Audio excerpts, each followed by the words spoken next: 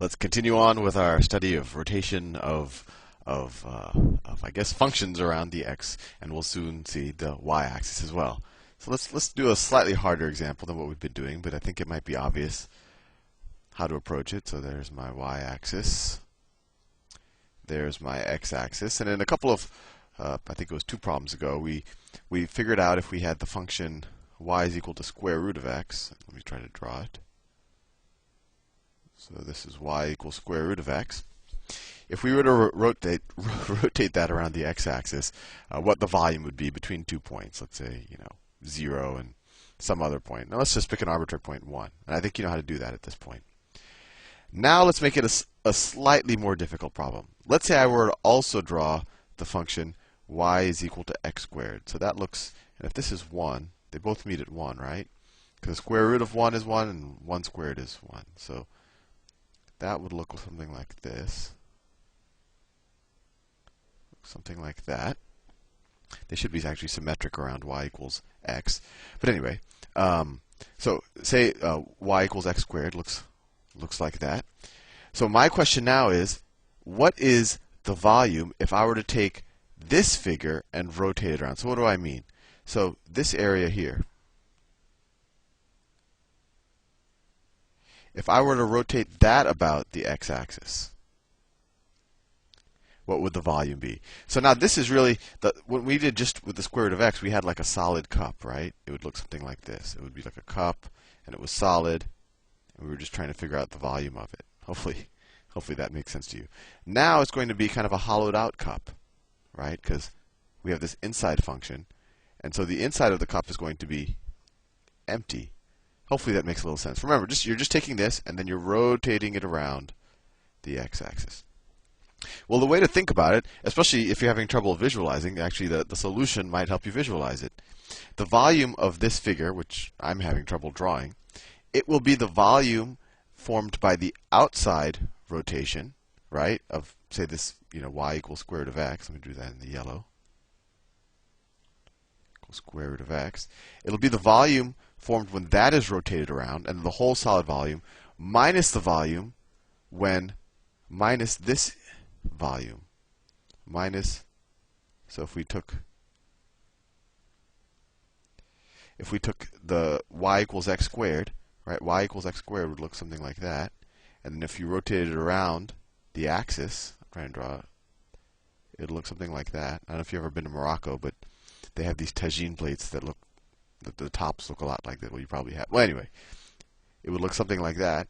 So if we subtract out this volume when it's rotated around from the volume of y equals square root of x, when that's rotated, we'll get this figure that we're trying to figure out, this area when it's rotated around. And that should be intuitive for you, hopefully, because when we just did area under a curve, that's how we would figure out the area of this green area. We'd figure out the area under square root of x, and we'd subtract out the area under y equals x squared. That's y equals x squared. This time, we're going to say the volume of the revolution of y equals square root of x minus the volume of the revolution of y equals x squared. So let's do the problem. All right. So the total volume. Let me do a good color. Blue looks good.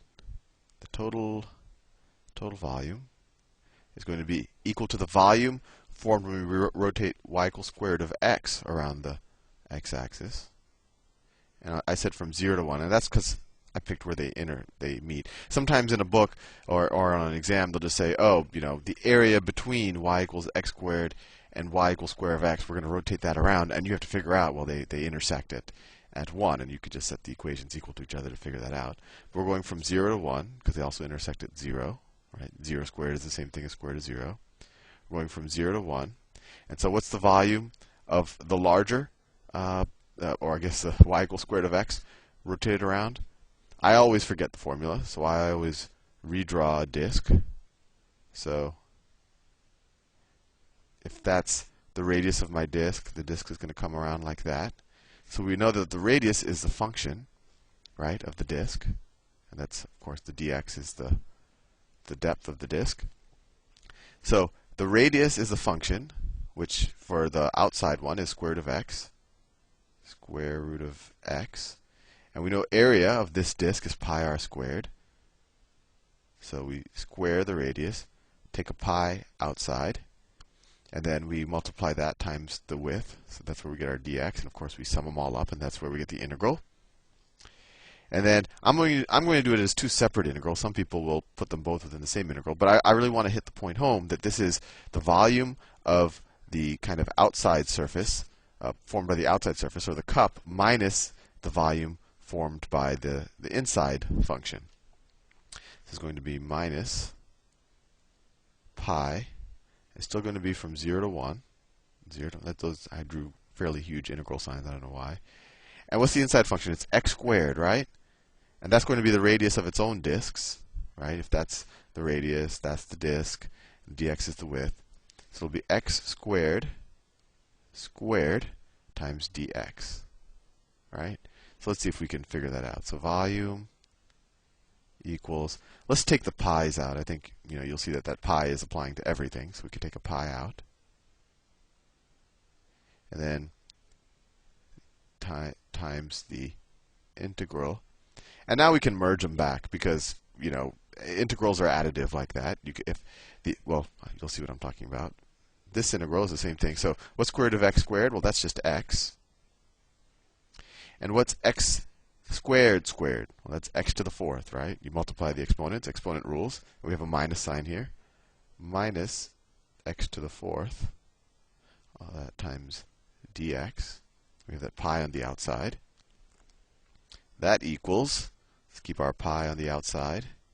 We're going to have to evaluate the antiderivative at 1 and 0. So what's the antiderivative of x? Well, it's x squared over 2. X squared over 2 minus, what's the antiderivative of x to the fourth? What's x to the fifth over 5? That's hopefully second nature to you. X to the fifth over 5. And we're going to evaluate that at 1 and 0. 1 and 0. And we're going to subtract them, right? Fundamental theorem of calculus. So that equals, I'm going to switch colors to avoid monotony. That equals pi times, let's evaluate it at 1. So it's 1/2 minus 1/5. 1/2 minus 1/5. And when you evaluate at 0, it's 0 minus 0. So when you evaluate 0, you get nothing. And so what's 1/2 minus 1/5? That's pi times, so you get a common denominator of 10. 5 halves is 1/2 minus 2 tenths is 1/5. So this will be 3. So we get 3 pi over 10. That's the volume formed. So it's almost easier to figure out the volume of this figure than to draw it. Anyway, I think I'll leave you there in this video. And in the next video, we're going to start rotating around the y-axis. See you soon.